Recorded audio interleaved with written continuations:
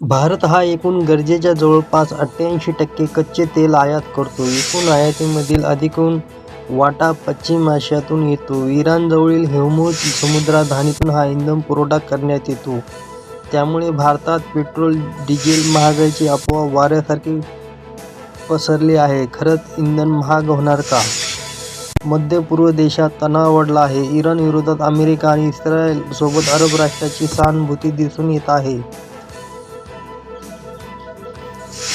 समुद्रधुनीतून इंधनाचा पुरवठा करण्यात येतो. या ठिकाणचे सध्या युद्धाचे गड सावट आहे. इराण कदाचित हा मार्ग बंद करण्याची शक्यता आहे. त्यामुळे जगात इंधन पुरवठा साखळी विस्कळीत होण्याची दाट शक्यता आहे. वृत्तसंस्थांनुसार भारताकडे सध्या जवळपास 40 ते 45 दिवसांचा इंधन साठा आहे. ऊर्जा बाजाराची विश्लेषक फर्म विश्लेषणानुसार भारताकडे जवळपास 10 कोटी बॅरल कच्च्या तेलाचा साठा आहे. त्यात रिफायनरी, जमिनी अंतर्गत पेट्रोलियम टँक आणि भारताकडे येत असलेल्या जहाजावरील तेल साठ्याचा समावेश आहे. भारत आपल्या एकूण गरजेच्या जवळपास 88% कच्चे तेल आयात करतो. एकूण तेल आयातीतील मोठा वाटा पश्चिम आशियातून भारतात येतो. भारत प्रतिदिवशी सरासरी जवळपास 50 लाख बॅरल कच्चे तेल आयात करतो. यामधील जवळपास 25 लाख बॅरल प्रतिदिवशी याच मार्गाने येते.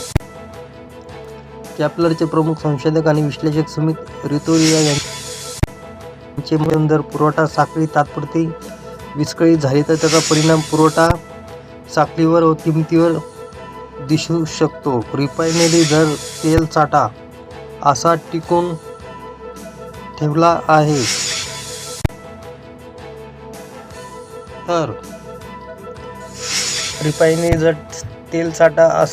ठेवला आहे तर त्यातच जहाज तेल घेऊन निघाले आहेत. ते जर आपत्कालीन परिस्थितीत पोहोचले तर संकट पुढे ढकलू शकते. पण आयात, इतर खर्च आणि पर्यायी स्रोतांकडे खरेदी करणे यामुळे किमती घसरू शकतात. ब्रेट क्रूडची किंमत $80 प्रति बॅरलच्या पुढे पोहोचली आहे.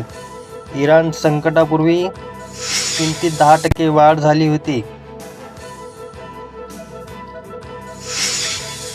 होर्मुझ समुद्रधुनीतून जवळपास 33 किलोमीटर अरुंद मार्ग जातो. हा जलमार्ग फारस आखाताला अरबी समुद्राला मिळतो. जवळपास 1/3 आहे. जगातील नैसर्गिक वायू पुरवठा जवळपास 20% इतका आहे. तोच मार्गाने जातो. गरज पडली तर भारत पश्चिम आफ्रिका, लॅटिन अमेरिका आणि रशियाकडून अतिरिक्त तेल खरेदी करून पुरवठा वाढवू शकतो. तज्ज्ञांनुसार भौतिक तुटवड्याऐवजी किमतीतील अस्थिर आणि आयात बिलाची वाढीची भीती असते. पण जर युद्ध लांबले तर पुरवठा विस्कळीत झाला तर मात्र किमती वाढण्याची भीती व्यक्त